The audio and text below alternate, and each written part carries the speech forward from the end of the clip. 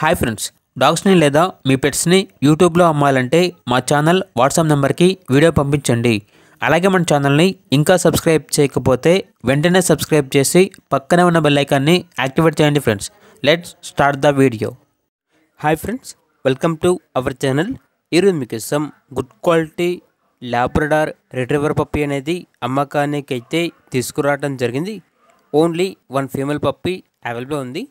Puppy యొక్క age అనేది 38 days. అంతేకాకుండా చాలా యాక్టివ్గా ఉంటుంది. ఎటువంటి హెల్త్ ప్రాబ్లమ్స్ అనేవి ఏమీ లేవు.